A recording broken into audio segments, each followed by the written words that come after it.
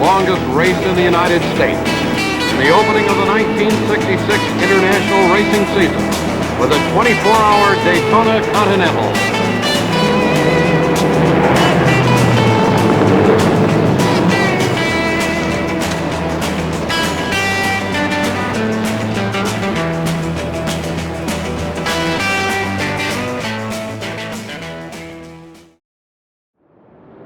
Now it's upon them, racing for the flag in the 24-hour Daytona Continental. Joe Bonnier sprints into the lead from the backstretch start into the difficult third turn banking. Behind, 58 cars scrambling for position to stay out of each other's way.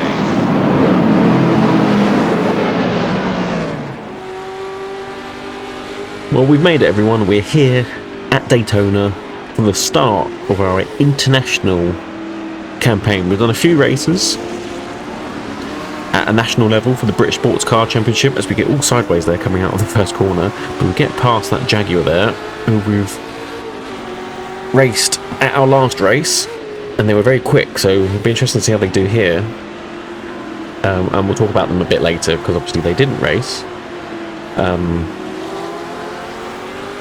But yeah, this kicks off really our international campaign for the World Sports Car Championship. We're continuing with our Ford GT40, or another Ford GT40 again. I'll go into the details of that later. But we will continue our campaign with Ford and with Peter Sutcliffe, as we've got a Ferrari there going backwards already, and we're going to have to take forwarding action. I think that was the Andretti Ferrari, was it? But we make our way through. I feel like there's going to be a lot of that, avoiding carnage throughout this. What should be 2 hours 40 minutes, 2.4 hours of Daytona, and we're going to share this car with obviously Peter Sutcliffe, whose car we race in the British Sports Car Championship, the two races we've done already, as well as who he raced with during 24 Hours of Daytona, which was Grossman. So there's three of us sharing this car, and 2 hours 40 minutes of Daytona gets you roughly 75 laps, which is quite nice because you can just divide that by 3. Well, not divide it by 3 actually. I think the car can do 18 lap stints on a full tank of fuel, as we somehow avoid all those stationary cars, and I think we pick up a few places. But we'll take that. So yes, a full fuel tank should do about 18 laps, probably 19 if you're fuel saving. But I need to fit the other two drivers in to do their stints, so it kind of works out equally. If you do 15 lap stints, gets you nicely to 75 laps, and plus we're not using the whole fuel tank, which means we've got a bit of a buffer in case something goes wrong, which I will be entrusting the AI to do 2 stints. So I will start the race as we have. I'll do 15 laps, bring the car in, and then in a set of course, if you press Control C, that activates the AI driver, and hopefully away it goes and completes 15 laps unscathed, and brings the car back in. I'll then do another stint, which will probably be around just after midnight. And I'll fin that, bring it back in, and then I'll do the final stretch towards the end, hoping everything's gone well. But yeah, so we started towards the back of the faster pack, I suppose. I did the qualifying based on the actual qualifying result from the 1966 race, qualifying before the race. I just thought that was a bit easier, and interesting to see how it compares at the end, where everyone finishes, how accurate we can be. To make a move on in the 250 LMs, we've got the other one ahead of us, the number 31, which is the John Falk car, I think.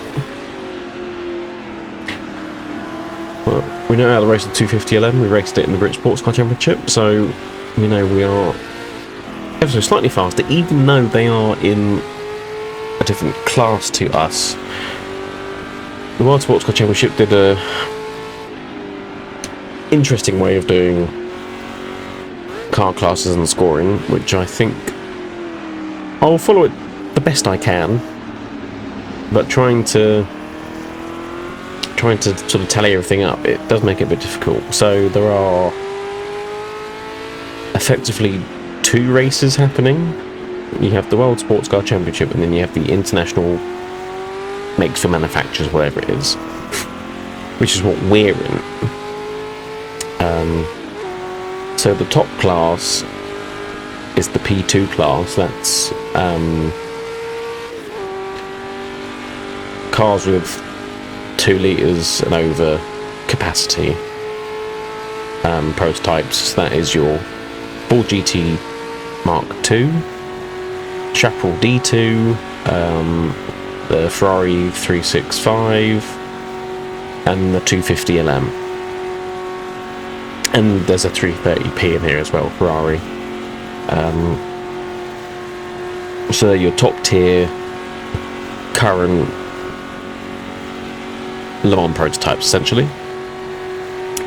And then the P1 class is effectively just Porsche 904s and 906s. I think there's only one 906 in this race to start with. I think more come when we get to Sebring, but it is just lots of 904s.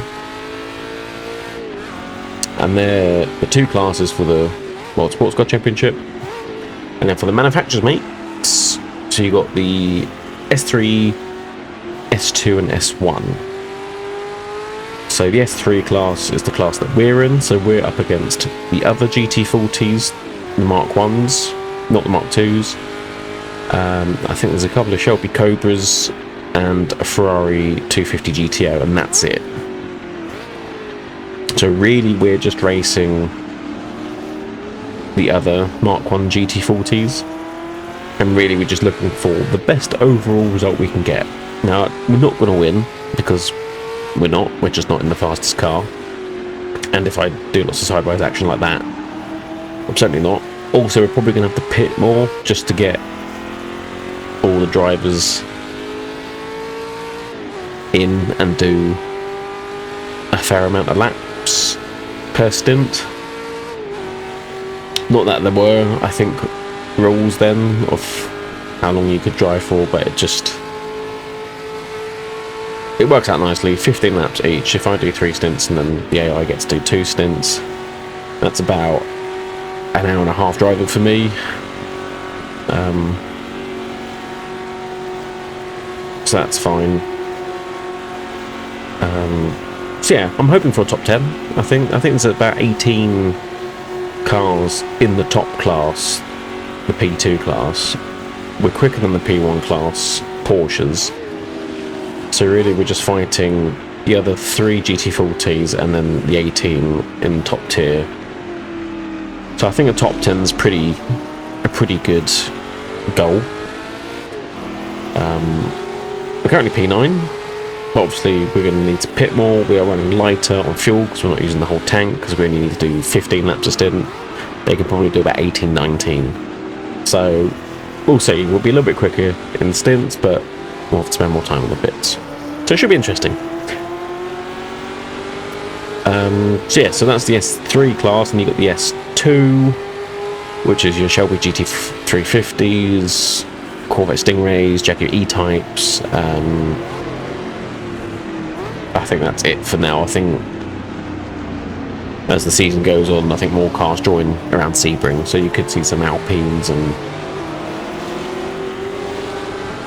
stuff that's similar. And then Let's try and make our way past this Corvette. Now this Corvette's actually pretty quick in a straight line compared to us, so that is going to be a challenge traffic-wise, on the infield at least. I think once we get up to speed, he'll start to disappear. I think it's one of the SXY GT40s up ahead, so he's in our class. It'd be good to get... Oh, as he gets held up there by one of the Alfa Romeo, so that's another place for us. And a position in class. We're going to keep our foot buried here. We'll try and take the Ferrari as well. This last section of bank is quite difficult, and you really need to get it lined up, otherwise you'll whack that outside wall, and probably it will fire you straight into the pit lane anyway, which is quite handy, but we don't want to do that. You get held up here by the Rodriguez car, the Ferrari. Get past this Ford Cortina. Making very good progress, actually. P7 now. And it's just the last class that we're talking about. Done S3, S2, now down to S1, which was the Alfa Romeos, Ford Cortinas, Triumph TR4s. I think there's a Porsche 911 as well running around somewhere. So that's it. So that's all the cars, as it were. I think depending on what endurance race, I think the classes are slightly changed.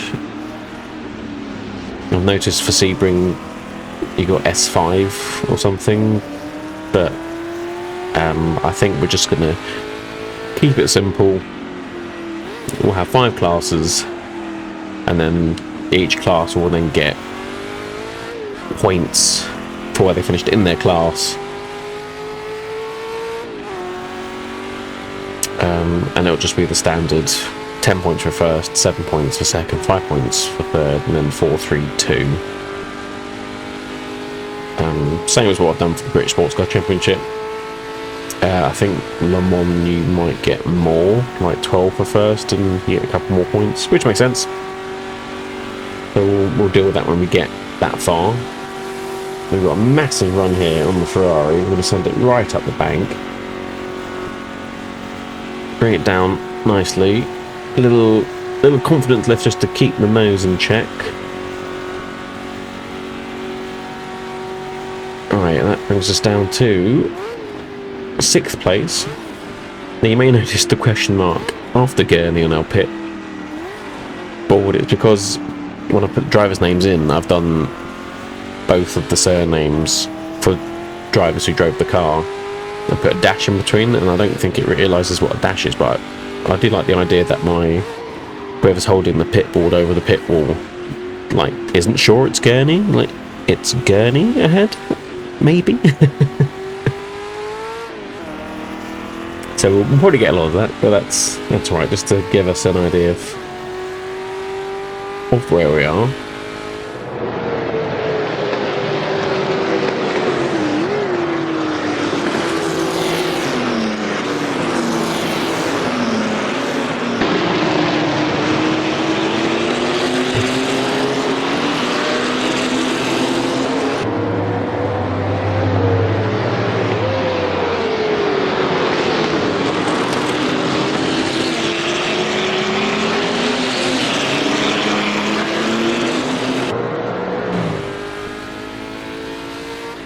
So we've got the 2 GT40s Mark II ahead, which are the... If they're white, they're probably the Shelby cars, or the... What the other one's called? Holman and Moody. Well, of course, I forgot to mention that the Jaguar XJ13s I've added in, because the car was built in 1966, but sort of nothing really happened with it, and I think it eventually had a crash, and then it was just sort of written off as a project. But seeing the cars exist in a set of Corsa, why not include them? Interesting to see where they finish. In the British Sportscar Championship we had them in the previous race, just one car, as Jaguar might, or whatever team, just, you know, try one car before sending both to a big race. So yes, we got two of them. Two of them currently in this one. Let's try and get past 904 in the P1 class, and we do. So I've got 4 drivers across 2 cars, and I've had a little research to see who would have been driving for Jaguar at the time.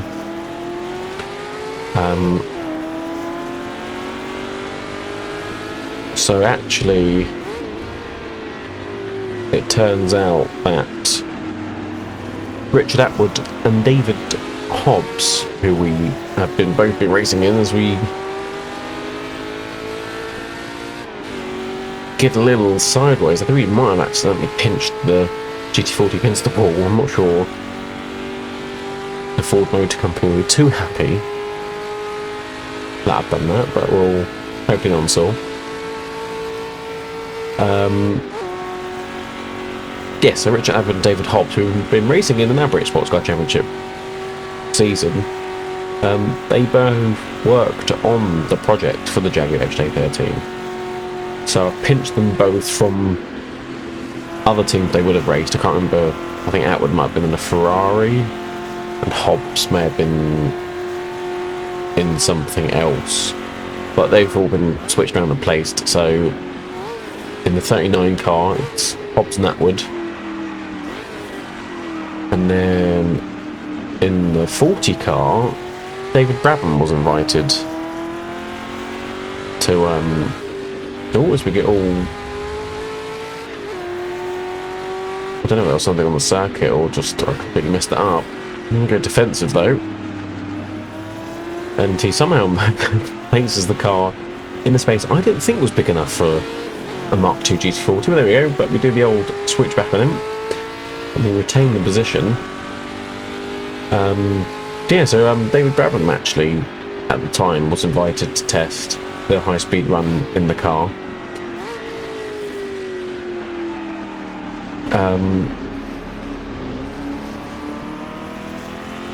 And he's in the car with Chilulis, who famously raced for Jaguar during his racing career, as well as lots of other British cars. I think he might have been actually in racing one of the Triumphs, I think, at this race, but I've nabbed him for the XJ13. So yeah, so there'll be hopefully a feature throughout at least the World Sports Car Championship. I think I'll keep either 1 or 2 cars for the British Sports Car Championship. And I put them in the P2 class. I wasn't quite sure what class they would fit into. I guess they are technically prototypes. So, speaking of prototypes, we get a very good one on the next GT40 up ahead.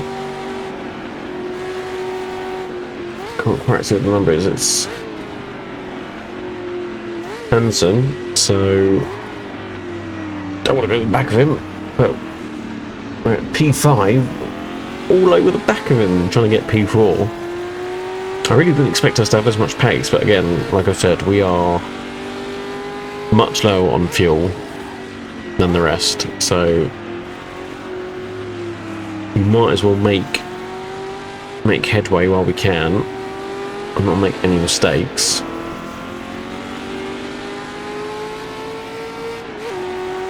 We're coming to the end of our stint.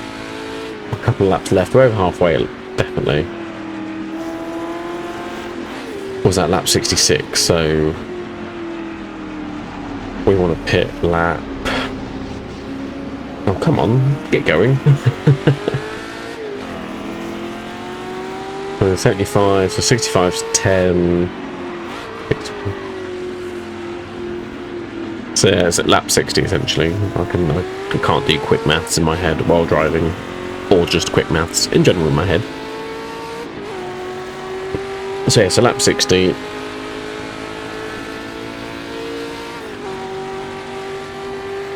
Or 60 laps remaining, it'll be lap 15, obviously. Yeah, the pitbull does it backwards, which is always handy.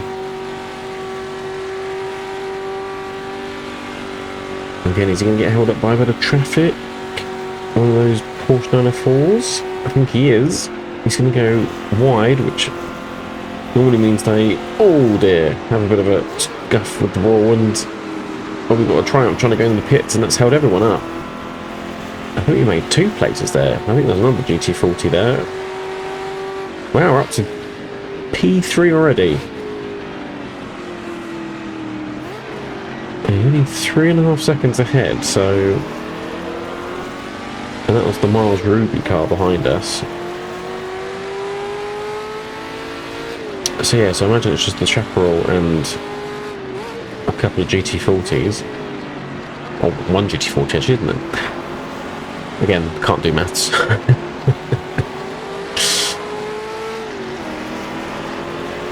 So we come up to one of the Shelby GT350s.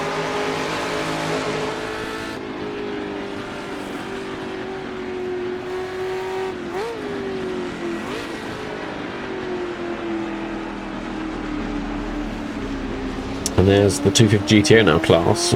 Like I said, it's not really... Unless everyone makes huge mistakes and it keeps it clean, then yeah, but on pace, well, it looks like it's had a bit of a ding at the back there.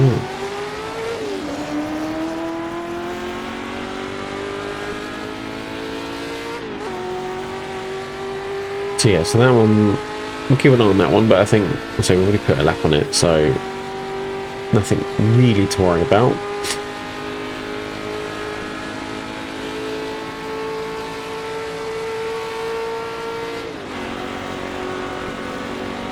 Yeah, this Ford GT is slightly different to the one that we've been racing in our British Sportscar Championship.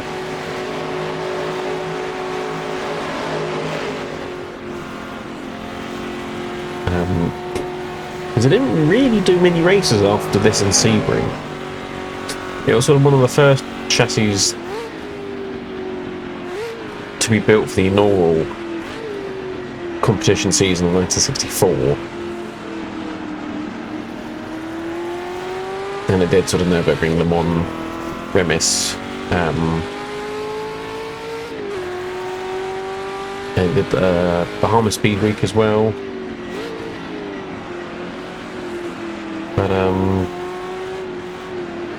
yeah, it sort of first appeared at the 12 Hours of Remis, and I think it then had an upgraded engine rather than the standard 4.2. It went to a 4.7, which I'm not entirely sure if this is what it has now in Assetto Corsa.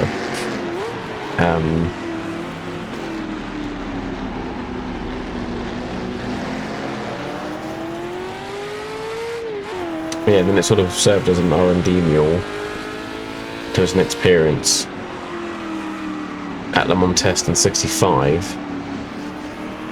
And it had sort of a bit of revised bodywork and the likes.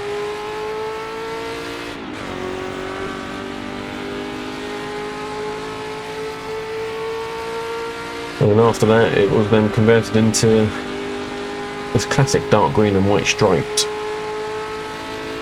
car for Sutcliffe and Grossman for this very race.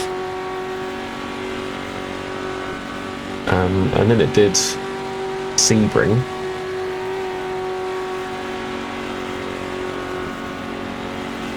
and then that was it really. It had no other sort of notable races. It got sort of changed ownership every now and again, but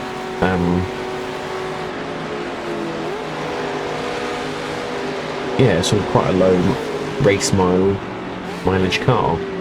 We're up to P2 now. There's the other GC40, so the Chaparral must have pitted. Well, I've tried to balance the Chaparral because it is so quick in a straight line that I've made it a little bit more thirsty on the fuel, so it will have to do more pit stops compared to the GT40 Mark IIs.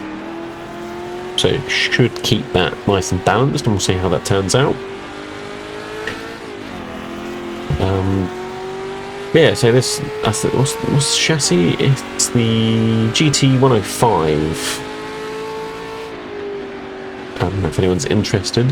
Whereas the chassis that we're racing back in the UK on the British Sportscar Championship, it is the P1009.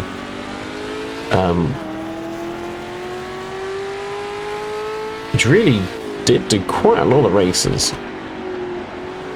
It did a couple in 65, which was Peter Sutcliffe doing the sort of South African rounds. You had the Kyle Army 9 hour, the Rhodesian Grand Prix, the Kyle Army GP.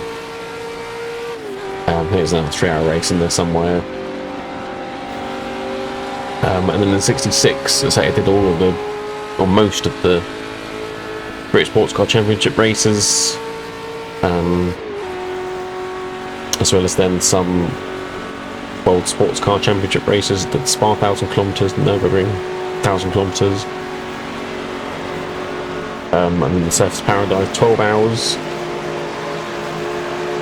to sort of finish it off. And then it did a whole host of races in 67 and 68. Like, really a lot of races. I think it got sold to someone else then, so it wasn't the Sutcliffe car anymore. As we're now right on the bumper of who I think is the leader. He's got his hazards on, so he must have been in the wall and got a bit of damage, because that's what the AI does. So he might not be as quick as he should be, so who would have thought it, as he's going to get blocked in by traffic. Are we going to be in third place now? Are we leading the Daytona 24 hours in our first stint? I mean, it will come crashing down later when we have to do so many more pit stops, and I'll probably inevitably make a huge mistake. Like that, perhaps. There's no need for that. I'm in the lead. I'm about to pit. The sun is just starting. You can see the light. It's just starting to set. So Sutcliffe will take the car into the night, and then we'll jump back in just after midnight, I think. And then Grossman will take it into the early hours of the morning, and then I shall finish it off until just after lunch.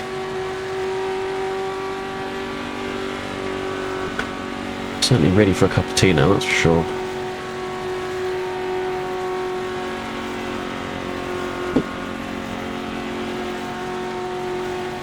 Right, what do you reckon? We'll do one more lap. 2 more laps. 1 more lap? That's where we're at. 61, so I got another lap. And we're in first place, and we're 4 seconds ahead now, so that is good. I don't want to speak too soon, but I am. We could get a pretty decent result here. Again, still aiming for a top 10. We'll see what our AI Sutcliffe and AI Grossman counterparts can do.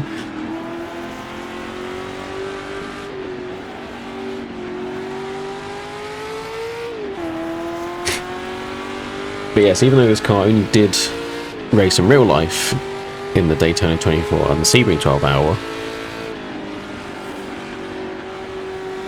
obviously we don't have to follow that, and we can take it a bit further, unless we decide that we've had such good results in some races that perhaps we deserve a little bit of an upgrade, or perhaps another team might be interested. So we'll see. I'm just sort of playing it by ear at the moment, but no, I'm thoroughly enjoying this. This is going to be an excellent race.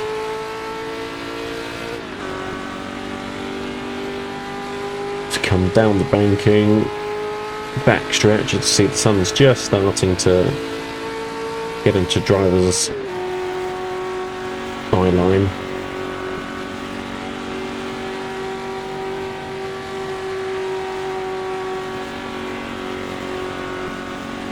Keep it pinned as we go around the banking.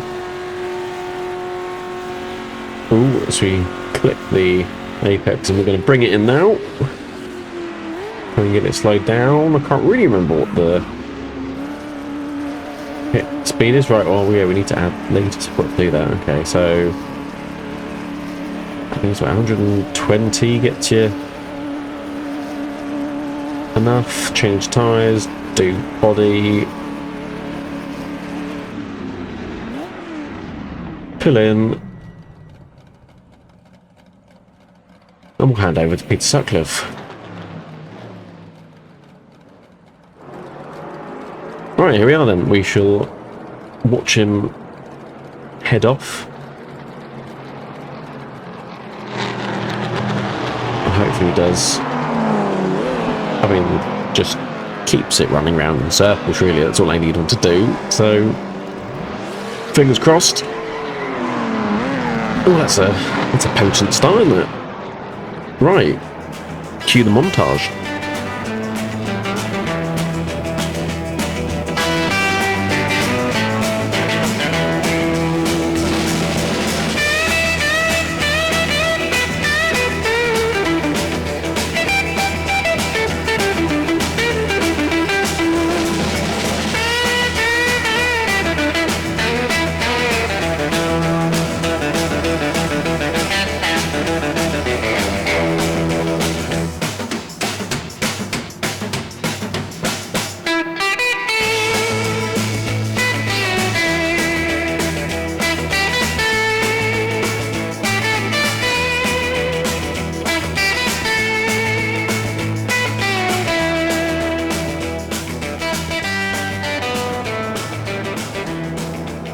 Right, now we're just waiting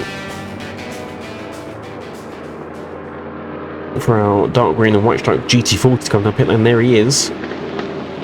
He did a pretty good job, actually. I think we're running about P12, which is right where we want to be. Just outside our goal, and we've done the first 30 laps now. It was a very clean stint by AI Sutcliffe. So we're going to have a very spirited start, trying to get the heat in the tyres again, but have to be really, really careful on this pit exit because you will understand that Armco. So it is dark and it is incredibly foggy. That is not what I wanted at all. Need to make things interesting. Spotting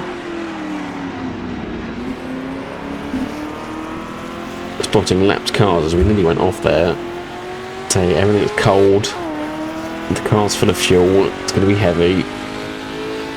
There's no need to rush at this point. We are in a pretty good position.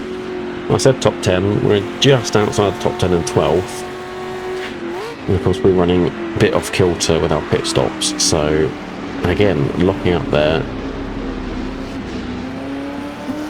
Just need to give it a lap or two, and that'll be enough.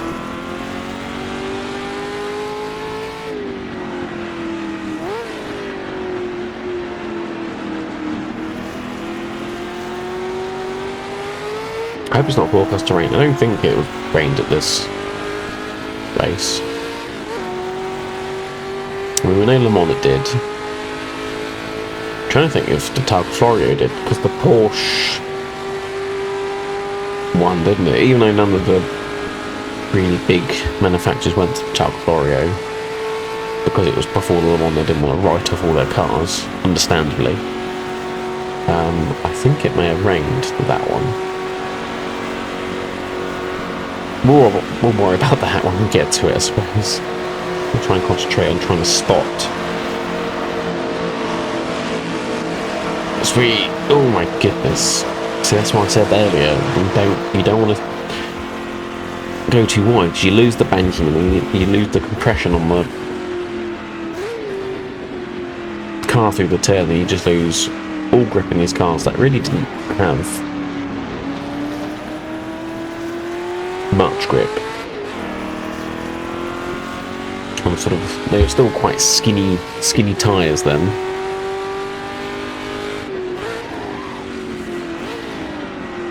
Because again, we're coming in quite hot to that corner. Need to make sure we just brake just before the first board.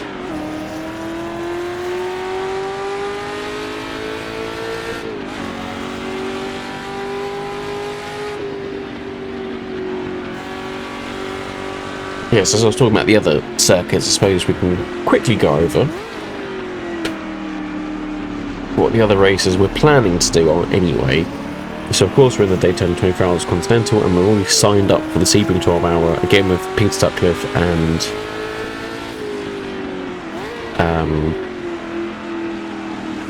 who raced? It was Ireland, wasn't it?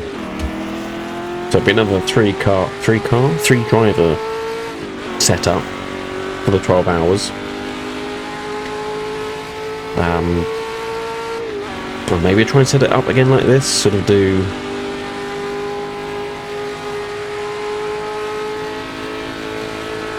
how long would that be then? If it was so maybe 2 hours 40 minutes for Daytona, so be it an hour and 20 of Sebring.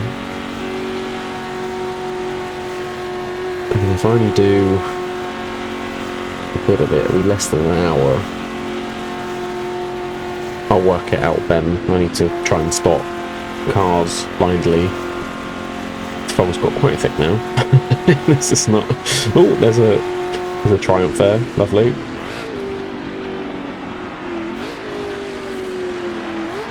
Oh, as we've just not.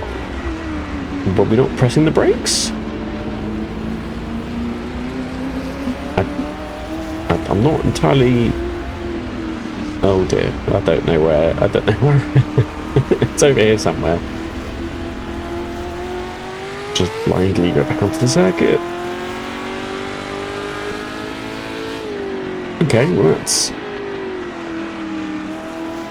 Perhaps I should concentrate a little bit harder. But yes, as I was saying, we're already signed up for the 12 hours of Sebring in the same car. Yes, I think it's Sutcliffe and Ireland, so it'll be another 3 driver sort of setup. And we make our way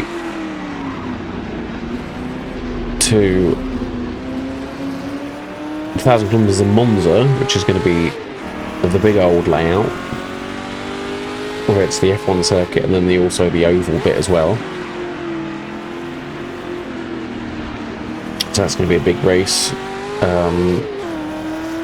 Then I believe it's the Targa Florio, which no one really went to, because that's when the was it 904 or 906 Porsche that ended up winning it, the one that was because it's sort of underpowered, and I think it rained a little bit, and obviously it's just a street circuit, so actually a slightly less powerful car becomes a bit more beneficial, and it does become very much a handling, I wouldn't say circuit route, perhaps is a better term. But I think one GT40 did go, and I think it was Ford France that went, so we might be able to get a seat with them. I think Bob Grossman actually either part owns Ford France. Oh my goodness, there's cars everywhere.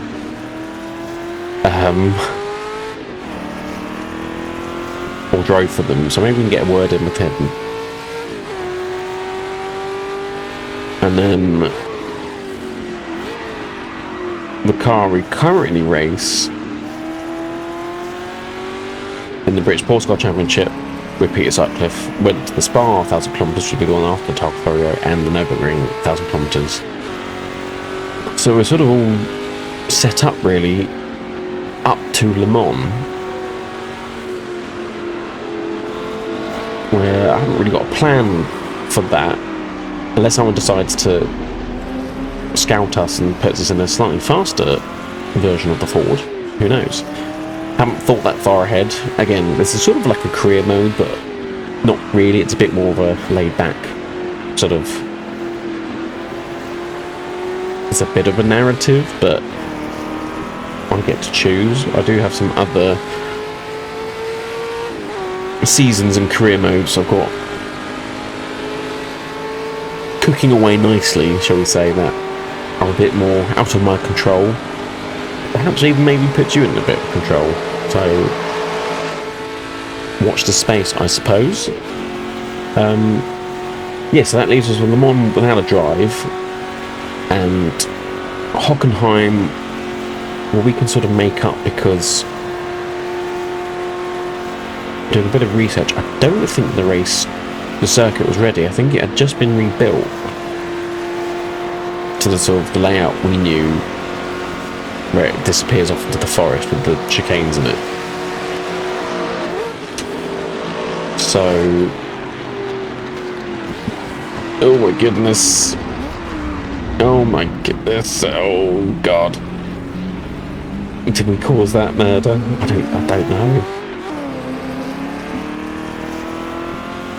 Man, it's difficult. Yeah, I think it'd be difficult if I wasn't talking, let alone trying to make it vaguely interesting. As we go off again, dirty tyres, we've come to the Mustang off. We really can't see anything. Why did I do this? I should have just let Bob Grossman do the night shifts and then we just do all the day shifts. Be a fair weather driver. But yes, Hockenheim, the race didn't really happen, which is a bit disappointing because after Le Mans it was pretty close points wise for the manufacturers between Ford and Ferrari. Like, if Ferrari decided to go to it, like, they probably could have wrapped up the championship. You know, Ford won Le Mans, but Ferrari could have got their own back. But yeah, I don't know whether they could have gone or not, but essentially I don't think the circuit wasn't really ready, so only a few cars went. But I think we can make that for the finale and it'll be ready.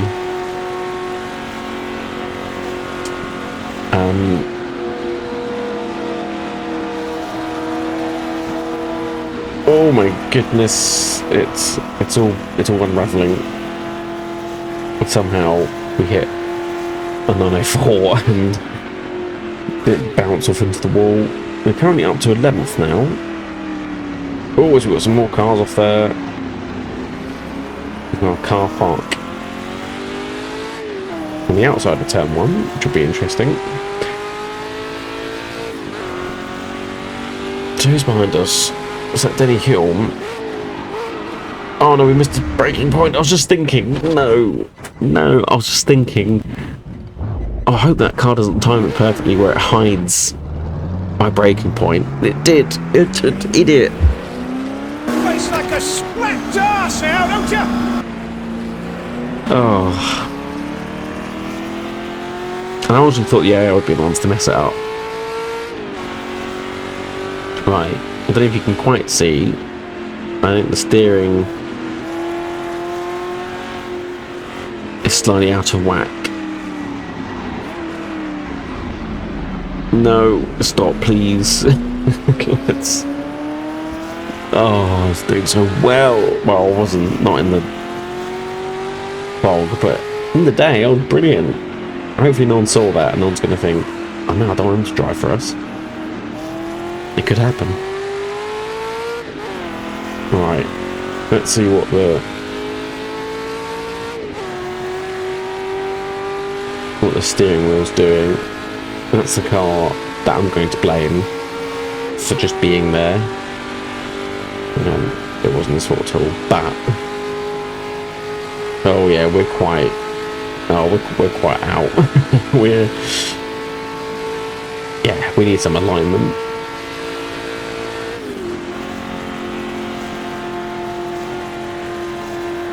Do I pit? Is that just going to be... because we're already pitting a lot anyway.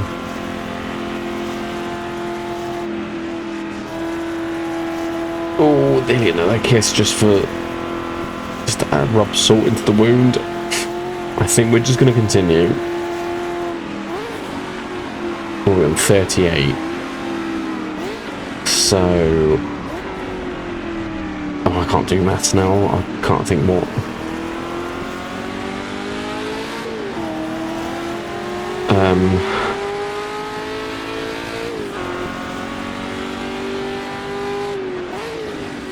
So 75,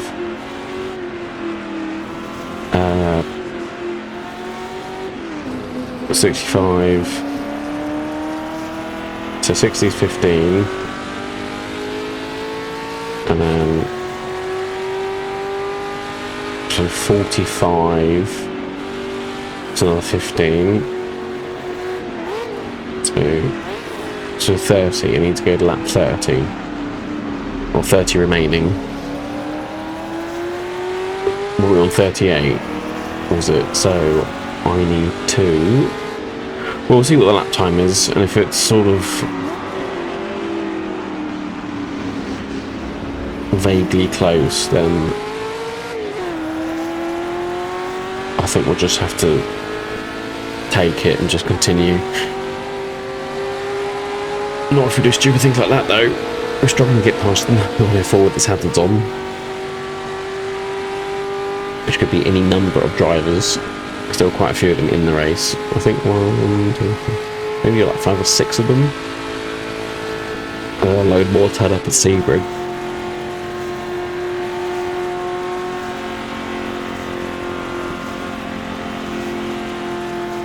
We're definitely down on straight line speed, but I mean, I don't think our wheels are pointing vaguely in the correct direction at all. So, oh my goodness, I thought he was stationary.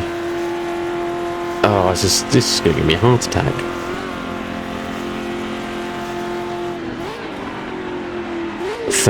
Oh my goodness, we've got a few.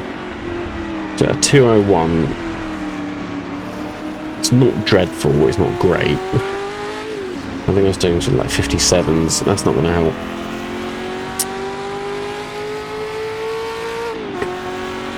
Well, Hulme is still far behind us. That's what I was talking about before, didn't I?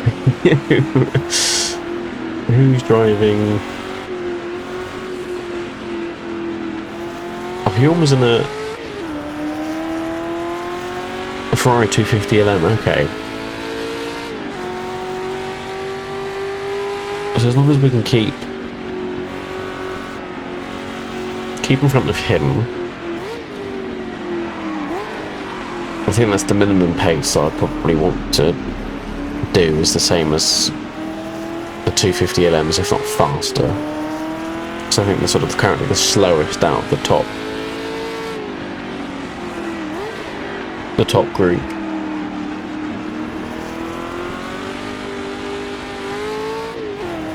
All sorts of sideways action there. Again, I don't know what way the wheels are pointing. So,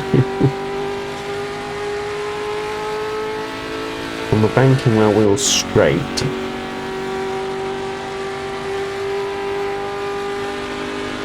We'll turn a bit more than just all over the shop.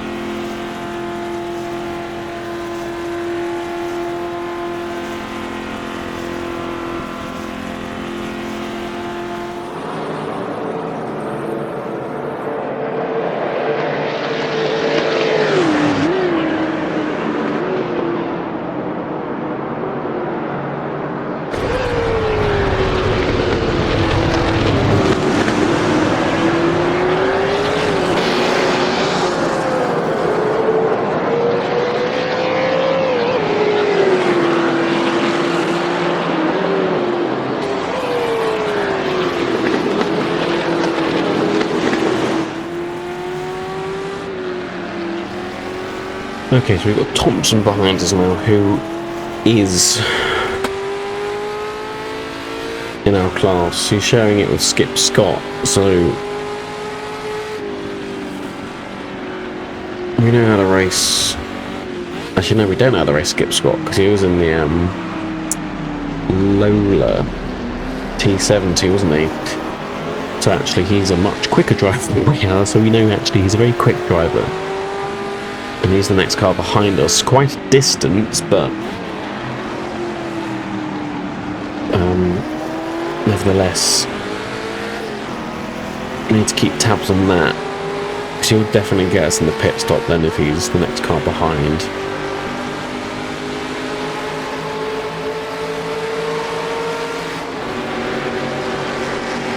Which I can only imagine then the other two GT40s in our class are probably ahead of us at this point.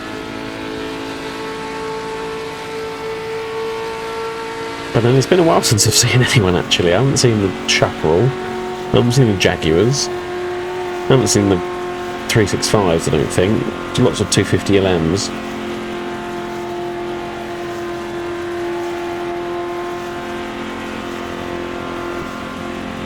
And endless amounts of 904s.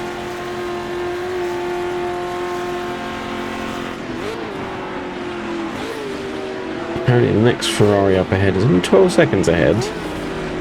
We're doing 159s now, so that's not horrendous actually. I think you can keep it below 2 minutes. It's worth staying out. You know, now we're caught to a crop of traffic. As we're going to lock up, try not to punt off that 250 LM, who is not on the same lap as us. Try and get past this Jaguar now. Come on. Yeah, we're not as quick are we now with our front wheels pointing in opposite directions.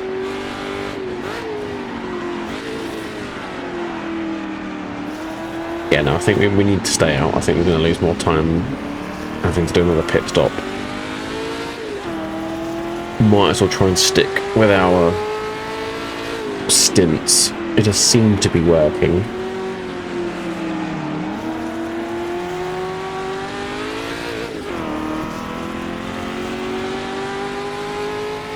As long as then Bob Grossman keeps it clean for his stint, which is coming up in a couple of laps time now. I think the fog's easing now because I can see that car up ahead. Normally the Triumphs would do a jump scare on me every time.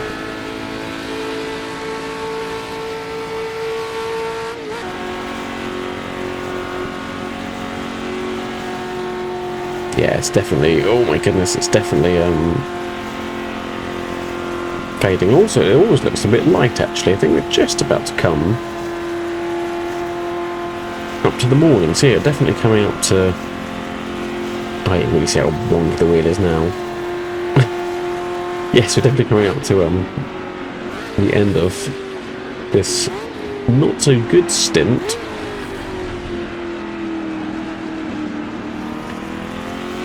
But we have gained a position, I suppose, somehow. Yeah, Thompson's still almost a minute behind. He will definitely jump us, but I think that's where our fight is now, especially in our class anyway, so we get all crossed up there. We don't need that. We do need to push on though.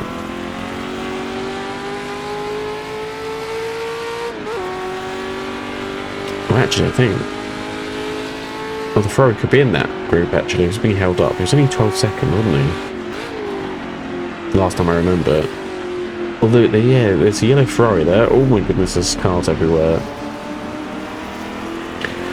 I think that yellow Ferrari is the one that we want. Go past the Alpha that caused all this. And go past another Alpha.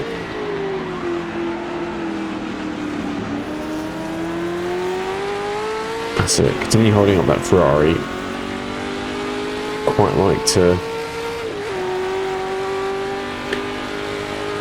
get that 10th place before the stint's over. And we get nice toe from the 904. He's still being held up there by a 250 LM, I think, next to him. That's the other 365. And the 904 as well, of course. Right, now I'll do anything stupid. Oh no, that looks really stupid. Oh, somebody kept out the wall, but we have gained that place. And that gap's going to disappear. Trying around the outside. Oh, there's a bit of sunrise there. Beautiful. I'm going to go back to the back of the 904. Right, we are up to our goal of P10. Oh my goodness, I've just punted the... Oh, okay. What on earth is going on? I need to get out of the car. I'm honestly tired. Oh, the Ferrari's gone down the inside. What am I doing? I had it. I had P10. The next Ferrari wasn't that far ahead, was it? Maybe? Oh my goodness, we're now going to... all over the shop. We're going to go sideways. Please get out the way. Please get out the way. You're not getting out the way. No, we're just going to go off. For goodness sake, what am I doing? I just need another cup of tea. Shouldn't take me this long to get past these two cars. Please, move. Right. There's that then. Oh, there's so many more cars ahead.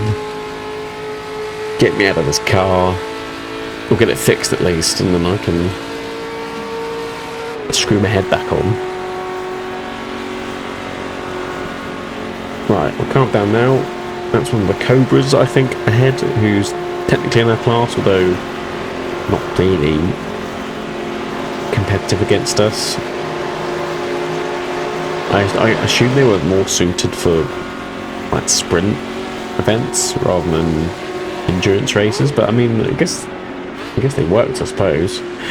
Right, Rodriguez car and Andretti car is just under 3 seconds ahead, which is good. We've already gapped 6 seconds on the Ferrari behind us, so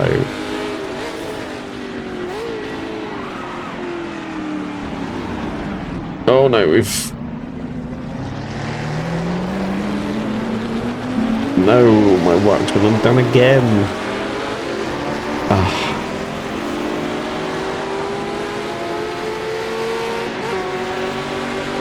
It's a lovely sunrise though with the fog and everything. It's very beautiful. this new pure filter thing, pure weather. It doesn't just add so much to the game. My driving, however, does not add anything.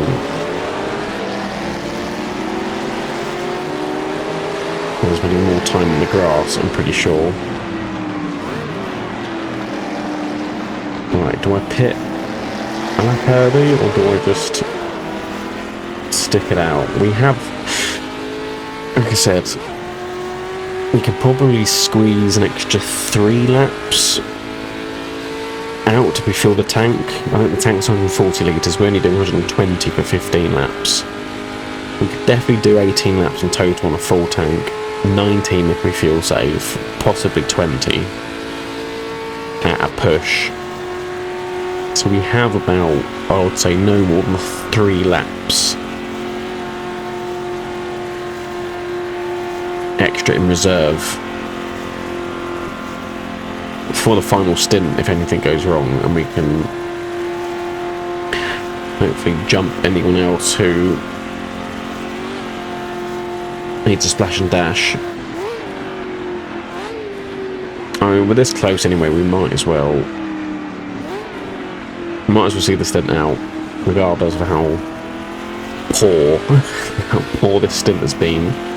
Eventful. I think eventful. That sounds better than poor. I haven't done any immediate training, so I'll make a note of that.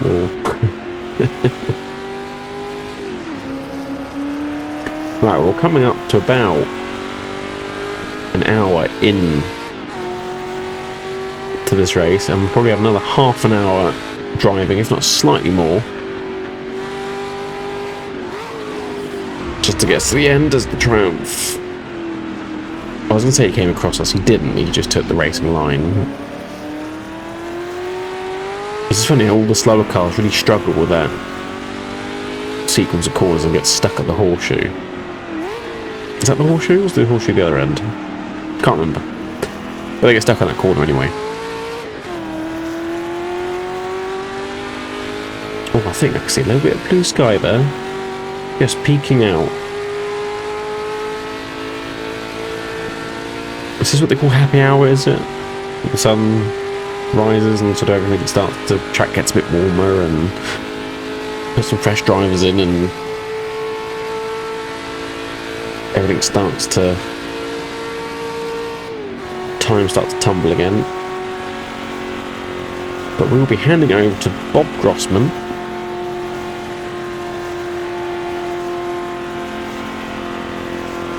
And hopefully he has a much less eventful, he has an uneventful stint, less eventful stint than us as we sign off that stint the way it went by being in the grass. We're going to fix the body, fix the tyres, fix the engine, add the fuel. We're currently in 10th, not too far behind 9th place. So we shall get out and let Bob Grossman get in.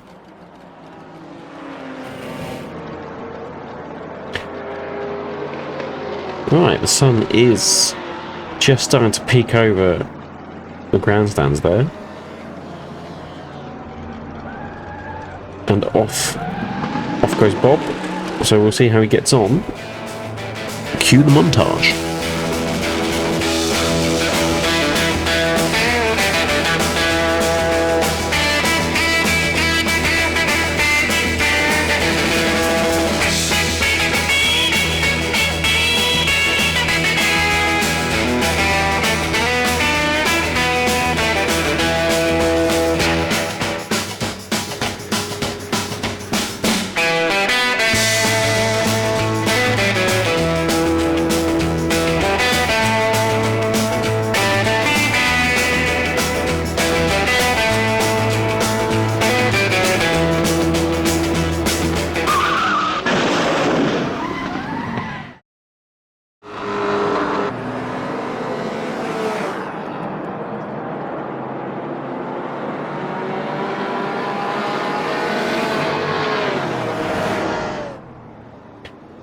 Well, I've only got a jinxed it, haven't I? It looks like just a front end impact, and luckily on the tri-oval, I suppose it's called, isn't it? So there he is, I can see him now. So I think he's 2 laps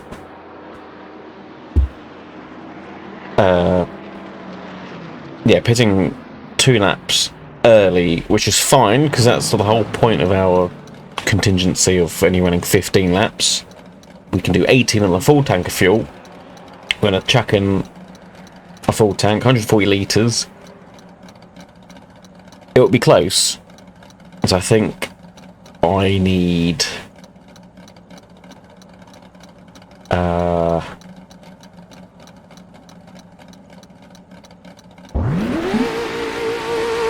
try and get it in gear to try and work out how many laps I need.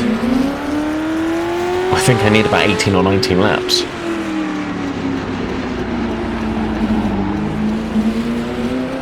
So I think I'm going to have to fuel save on the last. But it's hard to. I'll see where I am. So I think we're still sort of P12.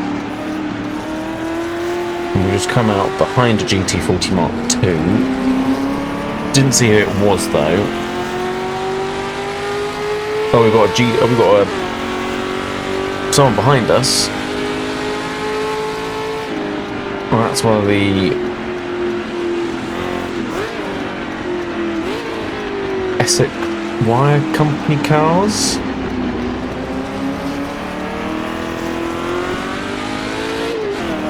Or is it? It might be the other one. It might be the Bill Wonder car, Wonder and Montanson.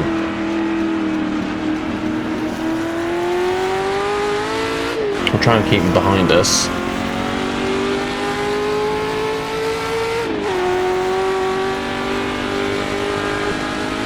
Hopefully a mistake-free stint from me. I need to either pump in some quick lap times and then do big fuel save, or just sort of hold station and hope the others pit. I don't think we can do it. I think I just need to push, because we're probably a lap or two down now on the leader. If the pit will comes up, well, he's pitting anyway, so maybe I'm just on the tail end of the lead lap. Right, we're P12. Oh, we've got 19 laps left. We've just done one, so we need 20 laps, minus perhaps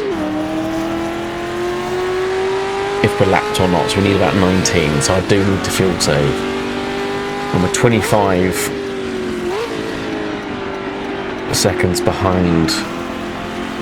Was that Denny Hulme, wasn't it? Who's the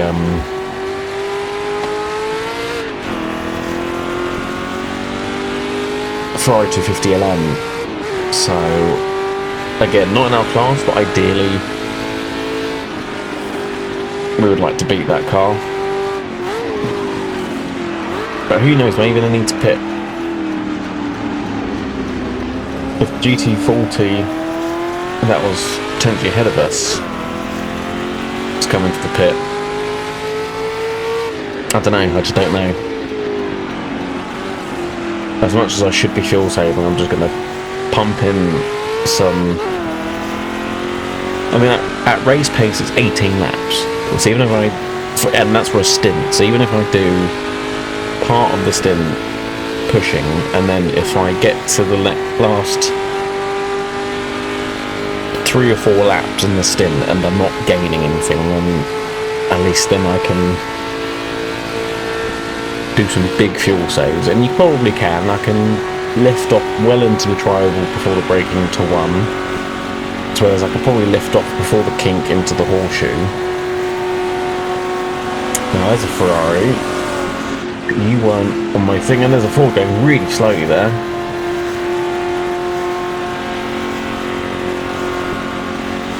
Now is that? No, it was still P12. Well, he was only 8.2 seconds ahead, so he might move. Something must have happened, or he's just come up the pits, in which case we need to get him on the road.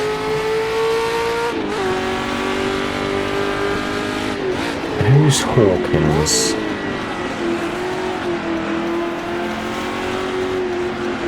That's another 250 LM. Okay, so we're about running the tail end of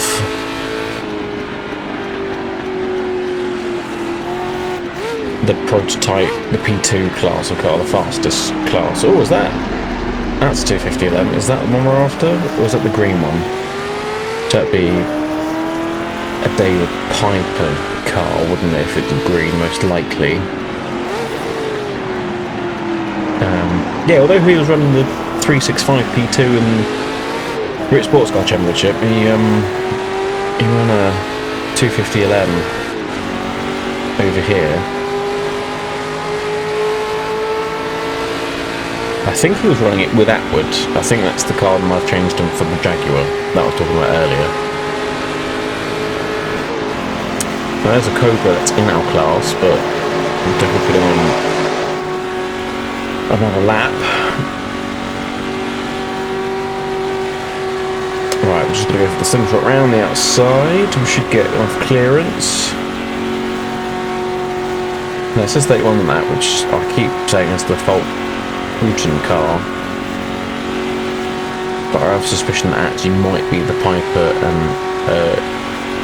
I put Reason, who was also in our British Sportscar Championship, who was running in a 250 LM Ferrari. I think David Piper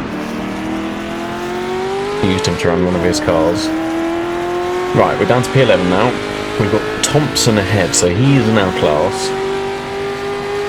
He is running one of the SXY cars, the number 19. I forgot how far ahead he is. But again, we'll see if he has to make a splash and dash, and that would be our P10.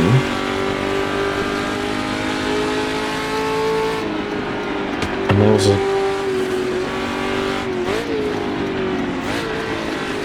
the Wonder Intensen car behind us, so I'm hoping that, my goodness, we're going to try and go for it.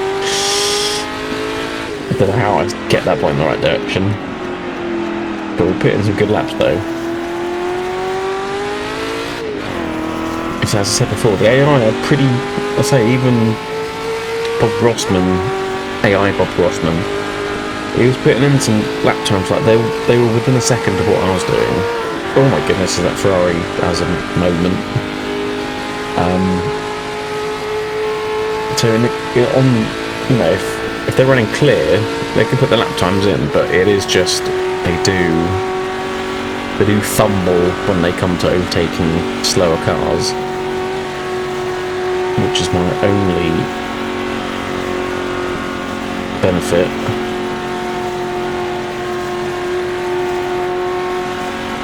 Right, there's a few cars now coming into pits. I'm going to assume that these are going to be some of the last pit stops that they have to make. And he's 52 seconds ahead. And yours down to up to 33, so we don't really have to worry about him unless we make a stupid mistake again. But it's not foggy, so I can see, so there shouldn't be any of that. Just keep pumping in good lap times.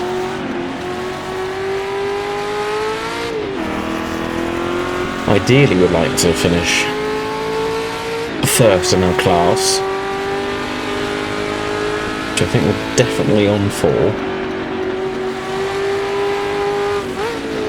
I don't know.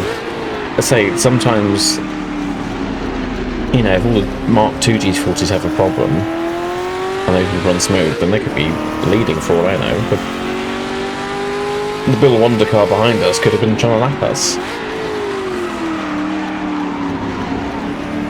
And so we've had a few mistakes on my part.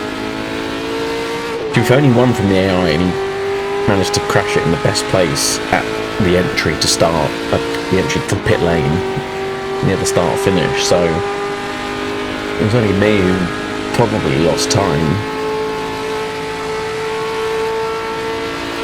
in the fog going off. It's not over yet.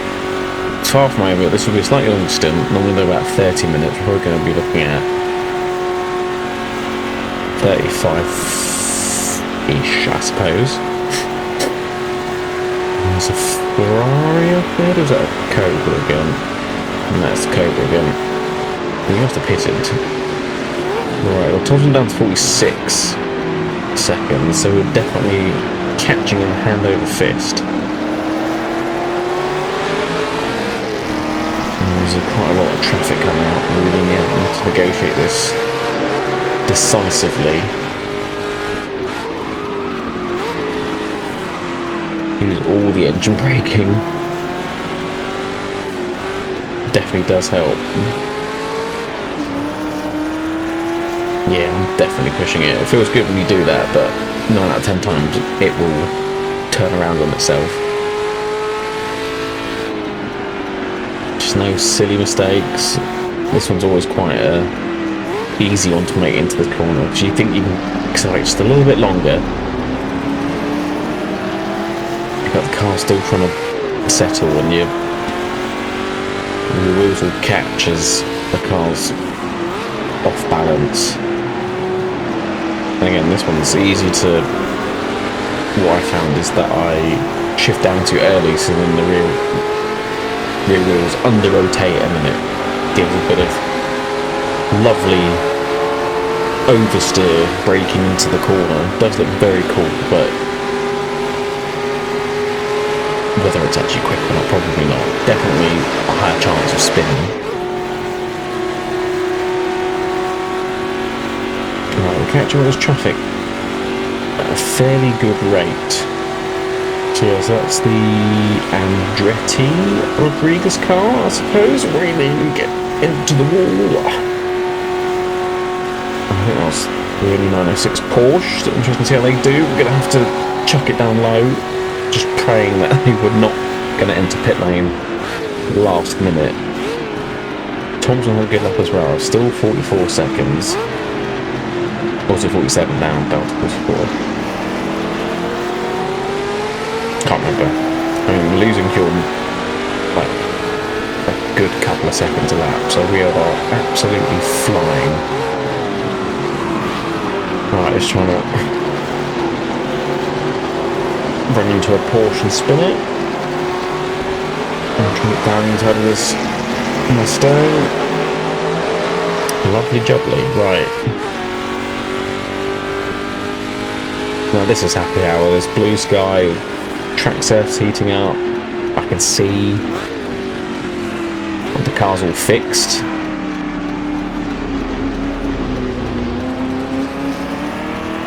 Now I think this car finished 14th in real life, and I think I mentioned this earlier. I can't ever remember what I've previously said. But I would like to do a comparison of the actual finish.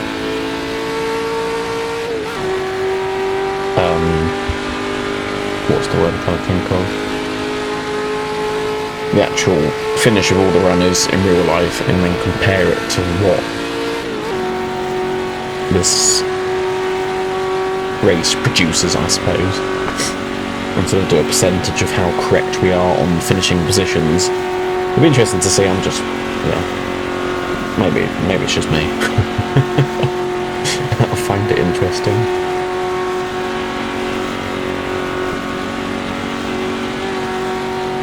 Right, roll that down. Where are we? 37 seconds. Excellent. We are...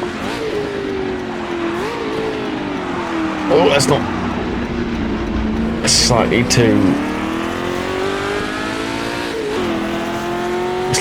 quick there for the track. That was a brisk 1:56.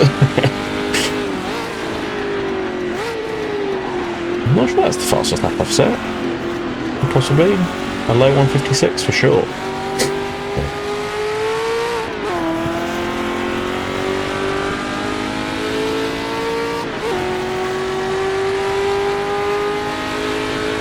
It does seem awfully quiet on the circuit. It doesn't seem to be much traffic, but yeah, that doesn't mean we can't completely mess it up. There's 2 mistakes this lap. Let's calm down. We can get 10th place.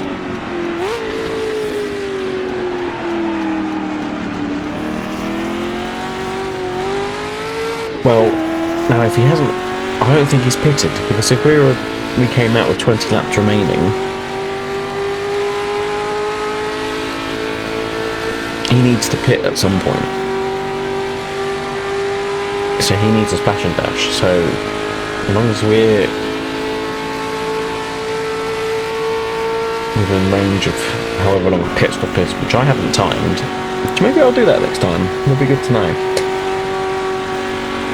Yeah, I don't know how close I need to be. Definitely more than 30, 40 seconds behind.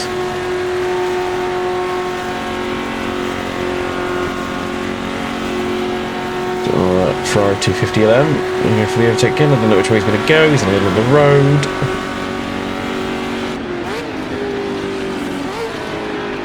Right, those mistakes. I didn't gain time, so just need to keep it clean. That was cheeky. Need to keep it clean. But quick. Clean is quick. That is maybe I might have cooked my rear tyres already. They'll cool down on them. banking, it's straight, it's fine. It'll be fine. Never thought about running out of tyres.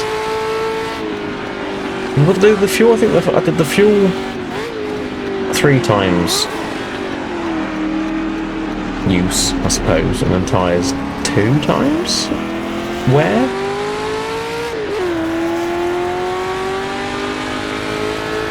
I've never looked at the tyre thing to see if they're actually getting worn. I mean, I definitely feel it towards the end of the stint, but I don't know how close they get. Again, something else I probably should have tested before I did this, but it's going well. It's going fine. I'm sure we can do 19 laps on a set of tyres. As long as I don't keep spinning them up out the corners.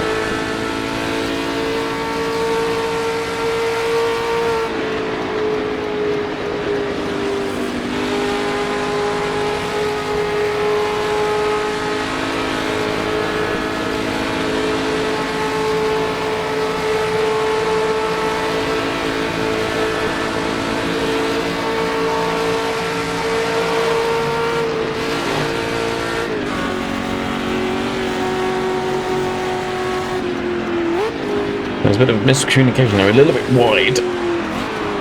We're gonna go off. Yeah, the Mustang got caught out by the Triumph yet again. And we were just too wide and we've... Oh, of course I've messed it up. Was he coming out of the pits? He must have been. I must have...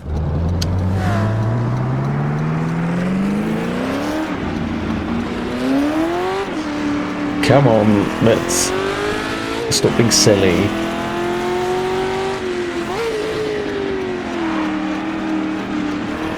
I've just undone all that qualifying laps and I'm probably going to have to fuel save at some point. I don't see how many laps I've got left. I'm probably halfway through roughly now, aren't I? So another 7 laps to go. I've cooked my tyres and damaged my front on that Mustang by coming on like a complete idiot.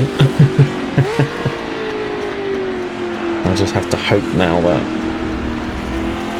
the car ahead needs to have a splash and dash, and I'm pretty sure he does. Pretty sure. We had 20 laps remaining when we came out the pit, which means he at most can do 18 and he was still going around since we've been on the circuit, and the Ferrari ahead pitted. So if they're on a similar fuel strat, then I think a few people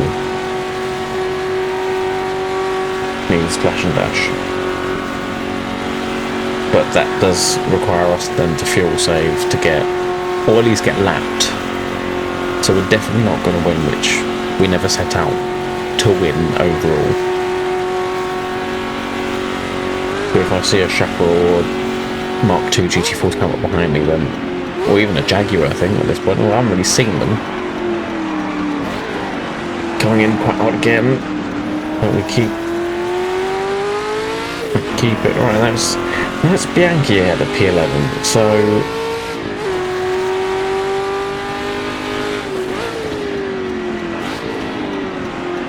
And that's now the 365 Ferrari.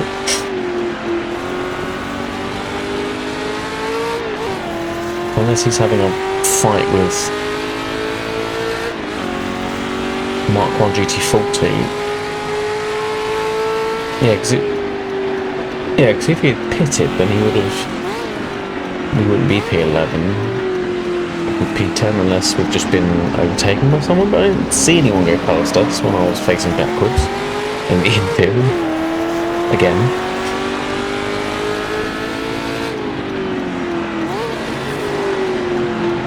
I think there's a little bit of damage. I think we're not quite straight again on the wheel. There must be a bit of front end damage as well then.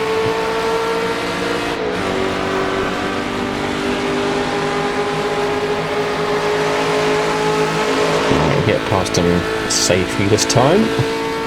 Or he gets past. I guess he'll try and overtake us, I suppose. We came on the circuit in a stupid way. I'm not doing penalties, by the way. We're just unless I do severely knock someone off fighting for the win, then yeah, perhaps I will have some self-discipline. But we'll keep it simple for now.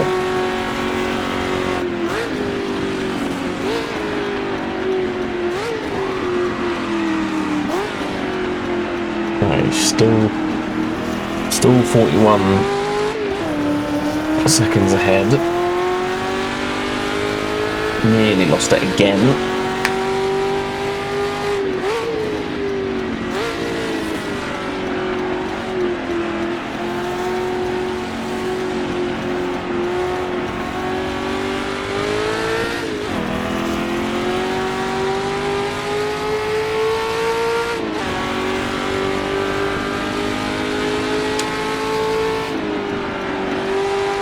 So also, while we were talking about the tracks earlier, it's just come to me,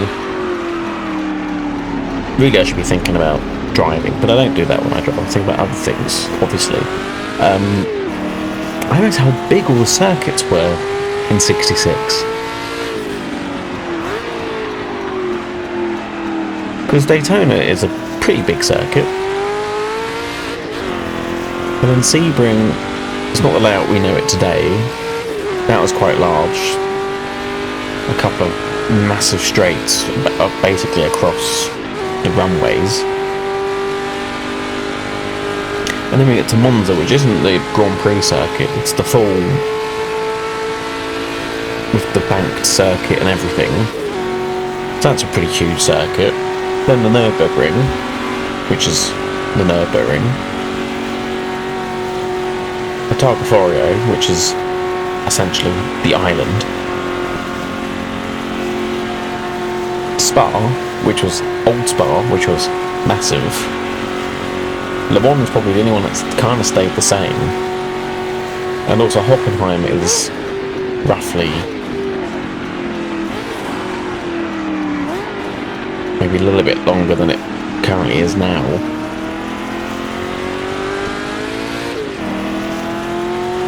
I could barely keep the car on a oval, let alone something like the Targa. But no, I'm looking forward to it. It's going to be fun. We're going to have a fun time with this. I already am doing the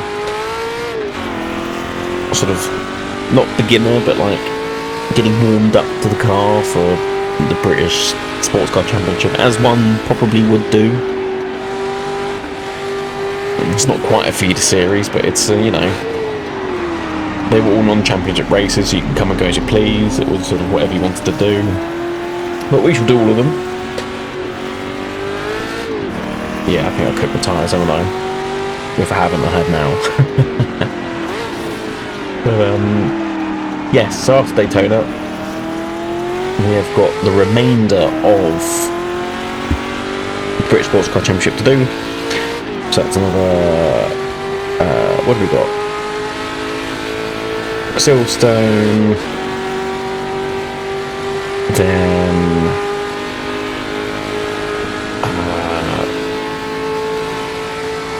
Crystal Palace, then Silverstone again, then Goodwood for the TT, and then Brands Hatch for the Guards Trophy. And that will conclude British Sports Car Championship. We're currently second and second, behind David Piper in his 265 P2, and just ahead of Nick Cussons in his GT40. Obviously now the Jaguar XJ13s have joined for Silverstone, so there'll be ones to watch out for. Right now it's Thompson ahead again, so they're definitely fighting up front, and we're gaining. We just need to keep doing that. We have 7 laps remaining, and I potentially need to fuel save at some point.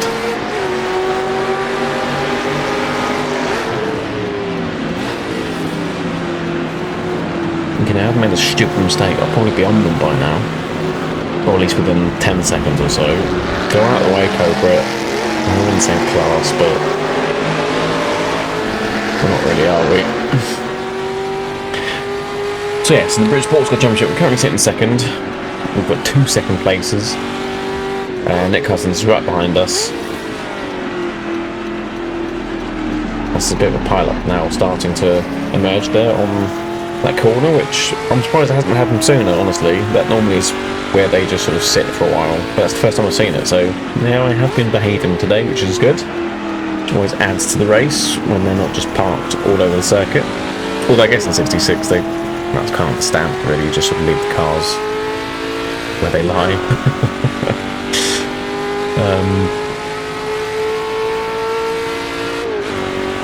So yeah, so we've got another 5 races of the British Sportscar Championship. Hopefully we can get a... hopefully get a win, and also looking good to be a championship contender, which will certainly help us get some fast drives in future races. Now is that a GT40? Oh my... no, it's 250 GTO, isn't it? Oh, we're in 10th. Oh, he's pitted then. Yeah, if Bianchi's still 25 seconds ahead, that's roughly what they were. Oh, Thomas is behind us 10 seconds. Right. Unless he's... I didn't see it. Yeah, he must be in the pits then, surely. Right, now we just need to... well, I don't think I'm going to catch that Ferrari with the level of damage that we have and my current driving skill. But I just need to keep Thompson off us to get our top 10. Just. But well, it's top 10. So, no, I'll be pleased with that. That is... as much as my first stint was perfect and we were leading it for a little bit, I was the one to unravel everything. And I'd say, honestly, like, when the AI did the first stint to finish at a 12, and then, you know, if Grossman had continued and did the extra 2 laps, we were still in 12th, so, like, it sort of settled into the position that we were in. I'm glad that works. So I was worried that it might not, like they might just crash and just sit somewhere like those other parked cars have, and it's just going to be a nightmare. And like I've seen other ones where they've done the whole, you know, 2 hours 40 minutes or however long, 8 hours, 7 hours. I think it kind of, I don't know, I enjoyed watching them, that's for sure. But I feel like it's missing something when there is, you know, you would have driver changes that sort of, you're leaving it up to someone else, and then you're going to come back in the car and either try and recover what you'd done previously, or, you know, it's out of my hands. It's out of our hands, isn't it? It's not as it would have been when you're sharing a car. Even it's AI, but I think I can make it work. I think I enjoy what I've done so far. I'm not enjoying my driving though, for goodness sake. We're so close to the end, which is why I'm crashing, because this is what I do. I bin it right at the end. Right, it's a GT40 Mark II there. Now, are you the leader? And I'm just going to want to sit behind you, so I don't have to do an extra lap.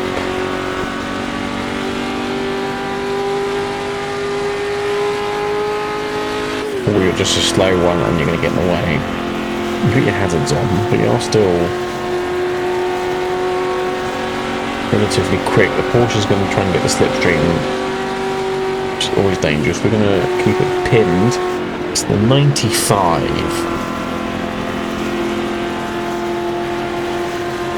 Which is the Hansel and Donahue car.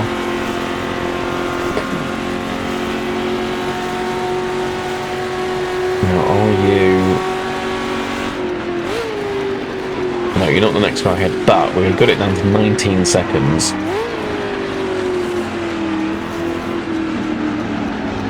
Thompson's still 16 seconds behind. That's alright, we're doing a 58.7. Which is fine, that's alright. He's locked up a bit there.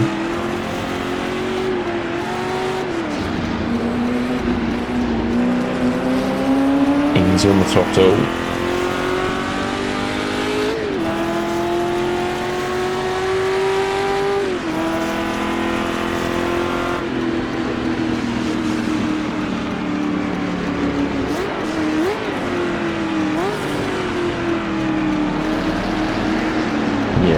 Decided, well, me short shifting and coasting is that I've decided that he's probably a leader, if not the leader, but actually he's going ridiculously slow now. That's actually just costing me more time than if I fuel save. I'm assuming he's still nice behind me now. He's mixed up with all this traffic.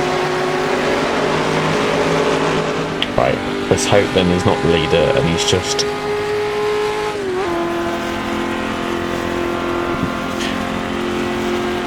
Well, there's no blue flag, so it's not like he's coming to lap me, and also I'm not gaining position, so I'm not entirely sure. There's a nothing him, I suppose, is the only other option. If there's no blue flag, he needs to pass the car. I don't know, we'll see at the end. But yeah, I think I'm just going to have to... It's 15 seconds now, so we are still... I mean, Thompson remains 16, so that's fine. I'm still doing a 58.9. With all that being held up by that other GT40, so...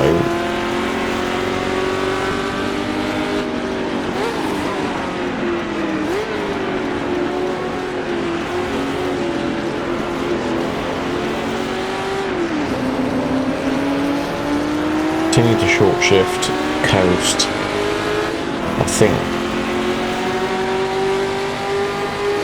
So my only worry is if we continue the rate we're going, we could probably catch that Ferrari, but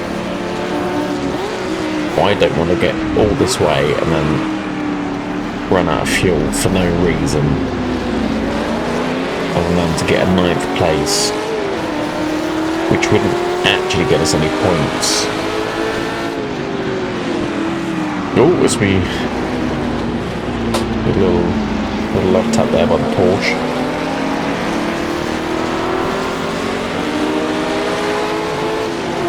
Well, if we're running overall, we wouldn't get any points, but we're not.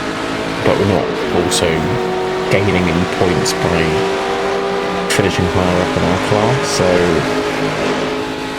it's not really worth the risk, is it?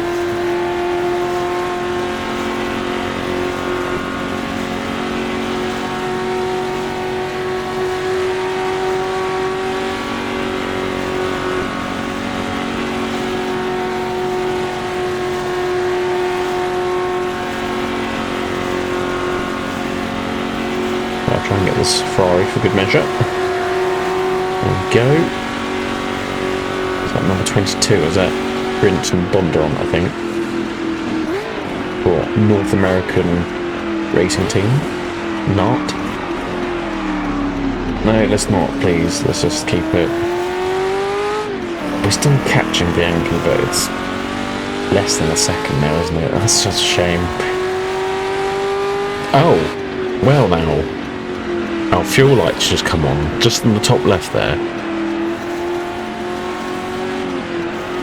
I reckon that's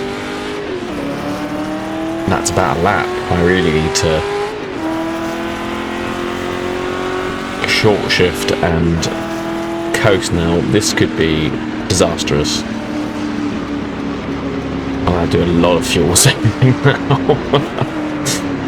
Assuming we have 1 or 2 laps left. Oh, there are fireworks. But we just have to complete this lap then. Oh my goodness, this is going to be close. It's already gone orange. I just need to make as much momentum as I can on this back straight. And if I run out, dip the clutch. Ah, lots of traffic. Come on.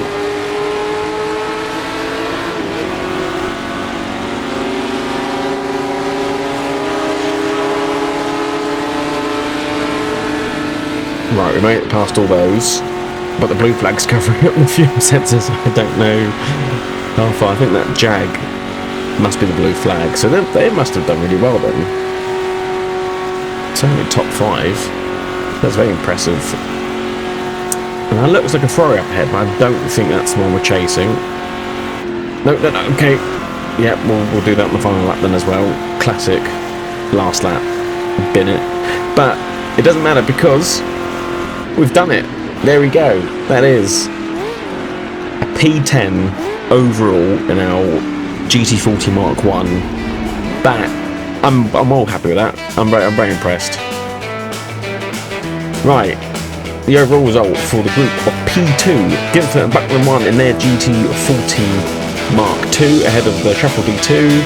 The Jaguars XJ13s came in 3rd and 5th. That is really impressive for a debut. Of course, the P1 class dominated by the 904s.